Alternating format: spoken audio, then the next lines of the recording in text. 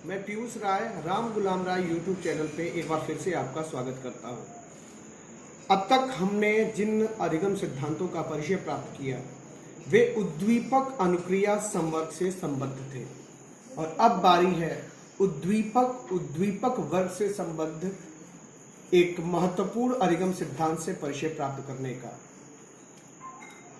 एक ऐसा वर्ग जिसे संज्ञानात्मक सिद्धांतों का वर्ग भी जाना जाता है और इसमें भी दो उपवर्ग हुए थे, क्लासिकल कॉग्निटिव थ्योरीज और मॉडर्न कॉग्निटिव थ्योरीज। तो जो क्लासिकल कॉग्निटिव थ्योरीज है जिसमें आपके पियाजे का अधिगम सिद्धांत आता है, जिसमें वर्दाइमर का अधिगम सिद्धांत आता है, जिसमें कोपका कोहलर का अधिगम सिद्धांत आता है। तो इसमें एक महत्वपूर्ण सिद्धांत जिसे इनसाइट थियरी ऑफ लर्निंग कहा जाता है या सूझ या अंतर्दृष्टि का सिद्धांत कहा जाता है, अब उससे परिचय प्राप्त करेंगे। सबसे पहले गेस्टाल्ट सिद्धांत का भी इसे नाम दिया जाता है, यहाँ मेंशन है। गेस्टाल्ट का अर्थ होता है संपूर्ण या पूर्णाकार। गेस्टाल्ट मूल रूप में मनोविज्ञान का एक संप्रदाय था जिसकी उत्पत्ति वर्दाइमर के द्वारा की गई। वर्दाइमर ने सन 1912 ईस्वी में गेस्टाल्ट संप्रदाय का सूत्रपात किया था। जर्मनी में इस स्कूल का जन्म हुआ और एक ऐसा सिद्धांत, एक ऐसा संप्रदाय था जो ये मानता था कि संपूर्णता ही प्रमुख है और ये मानता था कि संपूर्णता अंश से कहीं भिन्न होती है। इसके अनुयायियों में कोपका कोहलर ने भी विशेष योगदान दिया। तो उसी संप्रदाय के द्वारा प्रतिपादित एक अधिगम सिद्धांत जिसे अंतर्दृष्टि सिद्धांत कहते हैं उससे परिचय प्राप्त करें। इसके प्रतिपादक का अगर जिक्र किया जाए तो इसमें वर्दाइमर, कोपका और कोहलर हम तीनों का नाम ले सकते हैं। प्रतिपादक गण में मुख्यतः कोपका, कोहलर और वर्दाइमर थे, जबकि ये तीनों जर्मन मनोवैज्ञानिक थे। कहाँ के मनोवैज्ञानिक थे? जर्मनी के। कोहलर ने इसका मुख्य प्रयोग किया था। कोपका ने इस सिद्धांत के प्रतिपादन में सहयोगी भूमिका निभाई थी और इसके प्रतिपादक गणों में वर्दाइमर का भी नाम आता है। कोहलर जिनका जन्म 1886 और मृत्यु 1941 में हुई, कोपका 1887 में जन्म, 1967 में मृत्यु और वर्दाइमर 1880 में जन्म और 1943 में उनकी मृत्यु हुई। ये जर्मनी के रहने वाले थे और जर्मनी में 19वीं शताब्दी के उत्तरार्ध में नाजी शासन था, जिसके कारण इन्हें वहां से पलायन करना पड़ता है। वहां से पलायन के पश्चात ये 20वीं शताब्दी के पूर्वार्ध में या उसके आरंभ में ये यूएस से संयुक्त राज्य अमेरिका चले जाते हैं और मनोविज्ञान के क्षेत्र में अपूर्व योगदान देते हैं। वहां पे इन्होंने अनेक गेस्टाल्ट मनोवैज्ञानिकों को प्रस्तुत किया। गेस्टाल्ट जिसके अर्थ से आप परिचय प्राप्त कर चुके हैं, इसका अर्थ होता है संपूर्ण या पूर्णाकार। अब इस सिद्धांत के कुछ उपनामों की चर्चा कर लें, किन किन उपनामों से इस सिद्धांत को जाना जाता है।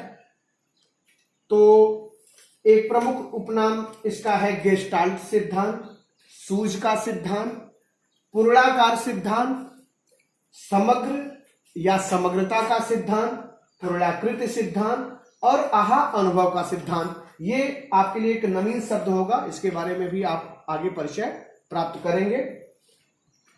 मूल रूप में ये सिद्धांत व्यवहारवादियों जैसे कि स्किनर, जैसे कि वाटसन, जैसे कि थॉर्नडाइक, जैसे कि पावलोव, ये व्यवहारवादी मनोवैज्ञानिक थे। इनके विरोध में ही इस सिद्धांत का प्रतिपादन किया गया और इस सिद्धांत में यह बताया गया कि अंतर्दृष्टि वो वस्तु है जिसके द्वारा व्यक्ति अपनी समस्याओं का समाधान करते हुए अपने लक्ष्य तक पहुंचता है। यानी इनसाइट वो चीज है जिसके द्वारा व्यक्ति प्रॉब्लम सॉल्विंग की क्षमता अर्जित करता है और अपने गोल लक्ष्य तक पहुंच जाता है।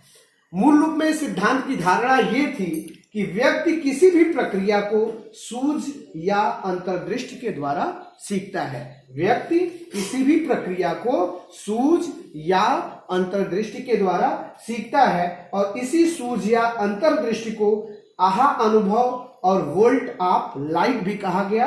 आहा अनुभव, आहा एक्सपीरियंस, प्रकाश की किरण अर्थात वोल्ट ऑफ लाइट। ये प्रकाश की किरण या ये आहा अनुभव ही वस्तुतः सूझ होता है। कोपका और कोहलर ये कहते हैं कि जब व्यक्ति किसी सीखने की परिस्थिति में होता है या किसी अधिगम परिस्थिति में होता है तो उस अधिगम की परिस्थिति के अनेक पहलू होते हैं। जैसे कि व्यक्ति किसी भी अधिगम परिस्थिति में है तो इसमें कई पहलू जुड़े होते हैं, कई पक्ष होते हैं उसके। व्यक्ति उन विभिन्न पक्षों का अध्ययन करता है, उन्हें जानने की कोशिश करता है, उन्हें समझने की कोशिश करता है। एक तरह से माना जाए तो संपूर्ण अधिगम परिस्थिति का वो नए ढंग से प्रत्यक्षण करता है और इस प्रत्यक्षण के द्वारा वो प्रत्येक पहलू के बीच के आपसी संबंधों को समझ जाता है। यानी उस परिस्थिति में स्थापित जितने भी उद्दीपक हैं उन उद्दीपकों के बीच के संबंधों को जानने में वो समर्थ हो जाता है और जो ही वह उस परिस्थिति विशेष के में स्थित विभिन्न पहलुओं के आपसी संबंधों को समझ जाता है तो उसमें एकाएक सूझ उत्पन्न होती है और वही अचानक उत्पन्न होने वाली सूझ ही आहा अनुभव कहलाती है, जिसे हम प्रकाश की किरण की भी संज्ञा देते हैं। तो इस प्रकार यह सिद्धांत ये बताता है कि व्यक्ति धीरे धीरे नहीं सीखता है, वो अचानक सीखता है। व्यक्ति सहसा सीखता है, अभ्यास से नहीं सीखता, प्रयत्न एवं भूल से नहीं सीखता। व्यक्ति अचानक इसलिए सीखता है क्योंकि सूझ अचानक उत्पन्न होती है।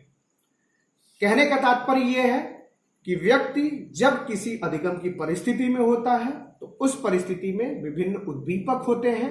उन विभिन्न उद्दीपकों के बीच भी एक परस्पर संबंध होता है और कोपका कोहलर ने यह माना कि व्यक्ति उन सारे उद्दीपकों को नए ढंग से प्रत्यक्षीकृत करता है और उनके बीच के आपसी संबंधों को जानने समझने की कोशिश करता है और ज्यों ही वह इन संबंधों का ज्ञान प्राप्त करता है उसमें सूझ उत्पन्न होती है और वहां अधिगम दृष्टिपात होता है।